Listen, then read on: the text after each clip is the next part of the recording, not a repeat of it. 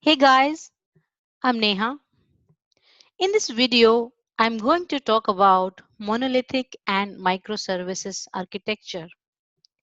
I'm going to define these two for you, and then I'm going to talk about the pros and cons of each approach. Let's get started. What is monolithic application? A monolithic application is built as a single unit wherein all the software components of monolithic application are assembled together and tightly packaged. To make any alteration to the system, a developer must build and deploy the entire application. What is microservice? To put it in simple terms, a microservice architecture decouples individual components of a service. Basically, each component become an application of its own. All the microservices are connected using defined APIs like REST API, making it possible to have autonomous teams work on individual pieces of the application, mostly without breaking each other's functionality. Now let's talk about what is good about microservices. Software built as microservices can be broken down into multiple component services so that each of these services can be deployed and then redeployed independently without compromising the integrity of an application. That means that a microservice architecture gives developer the freedom to independently develop and deploy services. Better fault isolation. If one microservice fails, the others will continue to work.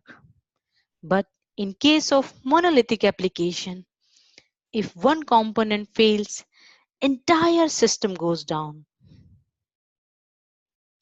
Code for different services can be written in different languages.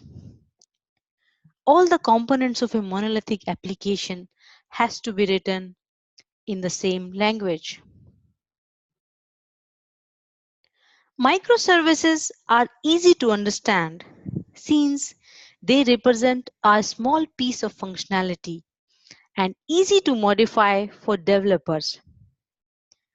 Thus, they can help a new team member become productive quickly, whereas monolithic applications can evolve into a big ball of mud, a situation where no single developer or a group of developers understand the entirety of the application. Microservice architecture is highly scalable because demanding services can be deployed in multiple servers to enhance performance and keep away from other services so that they don't impact other services.